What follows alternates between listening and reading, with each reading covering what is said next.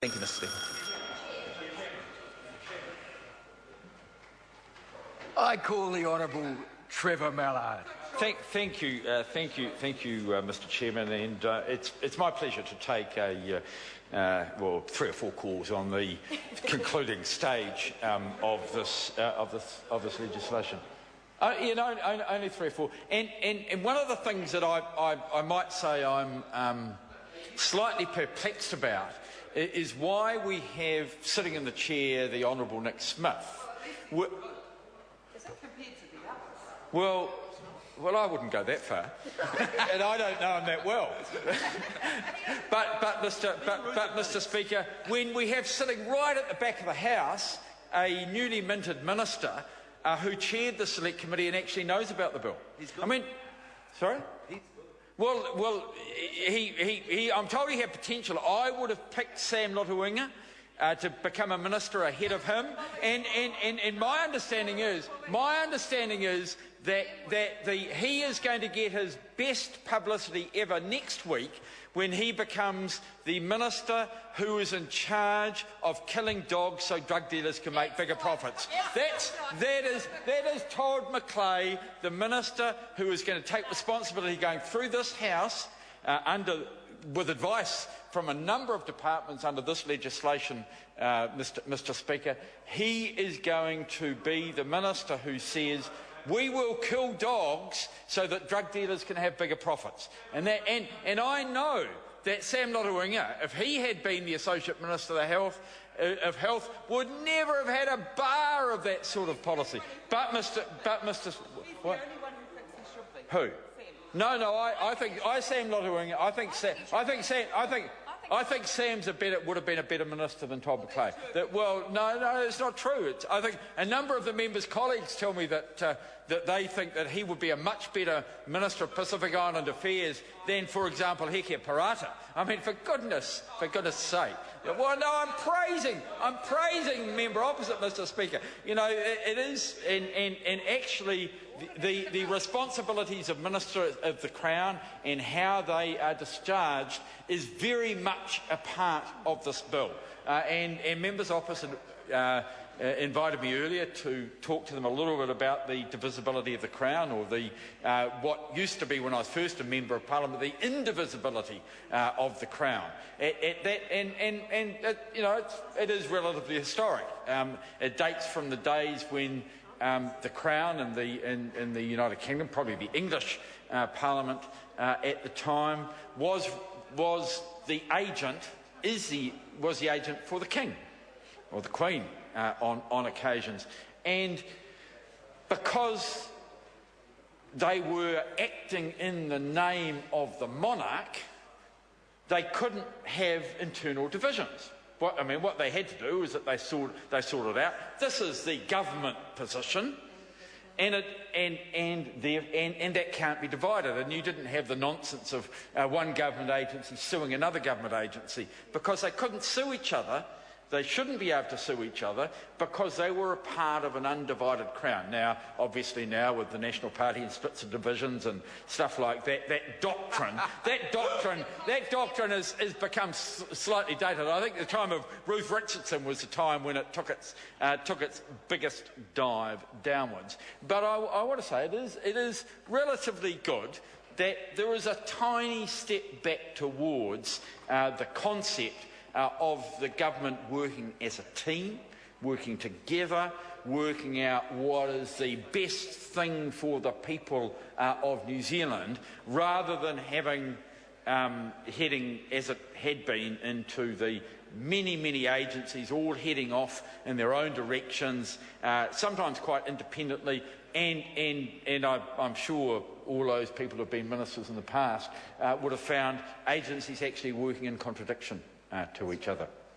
And one of my colleague reminded me earlier, Leanne Dalzell, about the high and complex needs and just really the inability of the agencies to come together and to work properly as a team, and to get something which is logical for those young people who were at most risk and amongst the most marginalised people in the country and couldn't do it. And the other point that I would like to make is that sometimes some of the best policy advice doesn't necessarily come from the Mr. Chairman. The Honourable Member, the Honourable Trevor Mallard.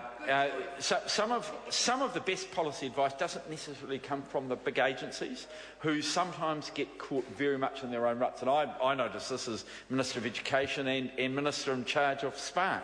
Actually, some of the best policy advice came from a tiny policy team of 3 or 4 or 5 people, whereas you had because they could cut to the chase, work out what the issue was, get the evidence, and you could have evidence-based decision-making, whereas in education, especially in the early days when I was Minister, there was so much long-term prejudice and not the habit of looking at the evidence. And they were tied up in what had been the policy of the agency for a long time, rather than working necessarily for the best for the young people of New Zealand. And so what this bill does, and it's a tiny step, and I don't think it goes far enough, and I would like to refer to page 47 of the bill, the responsibilities of the Commissioner, and I'm now going to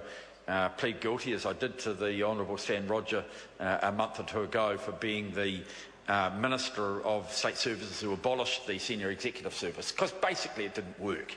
You know, a very good idea as part of the original State Sector Act was to build up a team of senior people who got some special training, were more available for secondment to move from one agency to another, people who were being, if not targeted, if not anointed chief executives of the future. That was, sorry?